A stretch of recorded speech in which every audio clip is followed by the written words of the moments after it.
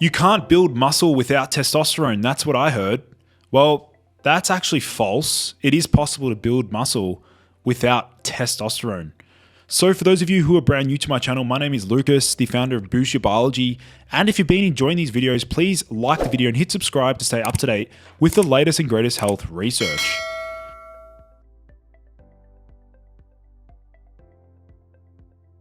Most people think of testosterone as the anabolic hormone, and it is without a doubt an anabolic steroid that is found within the human body. And testosterone definitely plays a role in building muscle. However, recent studies have actually indicated that testosterone is not needed to build muscle. And so, interestingly, sports scientists at the University of Maryland in the United States say that they've discovered that men with prostate cancer who are taking drugs that block the effects of testosterone can still build up muscle mass and strength by doing strength training. So the study here was titled, "Strength Training Induces Muscle Hypertrophy and Functional Gains in Black Prostate Cancer Patients Despite Androgen Deprivation Therapy." Now, this study was published in 2012, and what does this even mean? Well, most men, if they live long enough, actually develop prostate cancer.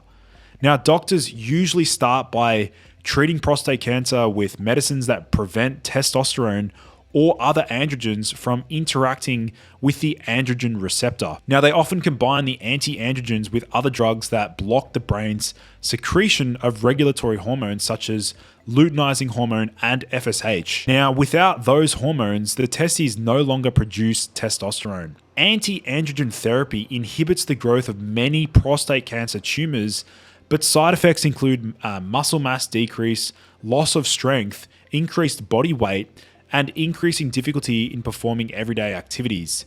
So the researchers wanted to see whether strength training could help this change. So the study breakdown, the researchers performed experiments with 17 men, all of whom had prostate cancer, who were receiving anti-androgen therapy and with an average fat percentage of 31.4%, and they were overweight. So their average age was 67. And so for a period of 12 weeks, the researchers got the men to train 3 times a week using resistance machines to exercise their main muscle groups. They did unilateral knee extensions, chest press, seated rows, seated hamstring curls, abdominal crunches, and leg presses. Now, after warming up, the men did 4 to 5 reps using a weight with which they could just manage 5 reps. And after that, the weight was reduced, and without resting, they did another 1 to 2 reps to failure. After that, the weight was reduced again, and they did another 1 to 2 reps to failure, and so on and so on. So interestingly, despite the fact that the men who had virtually no testosterone in their bodies, they still managed to build up over 1.5 kilograms of muscle mass, and their fat percentage went down from 31.4% to 30.7%. So in conclusion, contrary to the commonly accepted role of testosterone in strength training induced muscle hypertrophy, and within the limitations of this study, we present preliminary evidence that near optimal muscle adaptations can occur in older hypogonadal men. Observed gains in muscle mass and strength are associated with improved functional independence and quality of life in these men. Also, the authors noted that a better understanding of the mechanisms responsible for the increases in muscle hypertrophy, strength, and physical function in the absence of testosterone could help prevent the mobility limitations, weakness, fatigue, and poor quality of life which is common in men with prostate cancer receiving androgen deprivation therapy. So, what does this tell us? Well, first of all, we need to remind ourselves that testosterone is not the only hormone responsible for muscle growth. This is really important to note that yes, it's absolutely possible to build muscle without testosterone. And whilst testosterone is an important hormone for muscle growth to a degree, it is not the only factor involved. Now, there are several hormones and growth factors that are involved in muscle growth and repair apart from testosterone. And so here are some of the here are actually the other really important hormones. So first of all, we have, and many of you probably guessed the first one, which is growth hormone.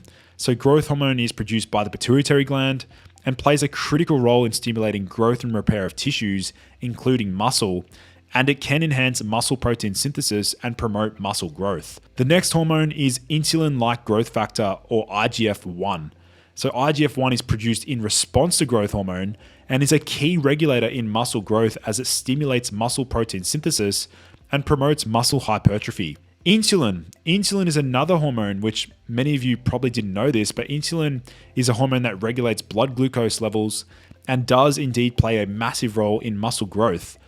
Many bodybuilders actually inject insulin around their high carbohydrate meals to actually facilitate an anabolic state. Thyroid hormones. So thyroid hormones play key roles in regulating metabolism and energy production, and these hormones can also impact muscle growth. They can actually enhance protein synthesis and promote muscle hypertrophy. And interestingly, also myostatin. So myostatin is a protein that actually limits muscle growth by inhibiting muscle protein synthesis.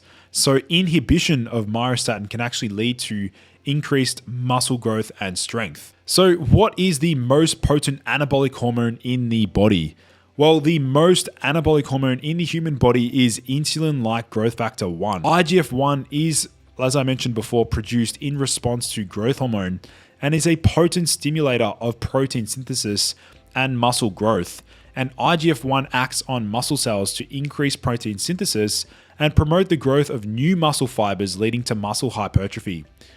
So interestingly, IGF-1 has been shown to have a greater anabolic effect than testosterone, as it promotes muscle growth and repair in multiple ways. Now, in addition to its direct effects on muscle cells, IGF-1 also increases the number of muscle precursor cells, which are known as satellite cells, which are essential for muscle growth and repair. What we can learn from this is that, first of all, being low in testosterone does not mean that you can't build muscle.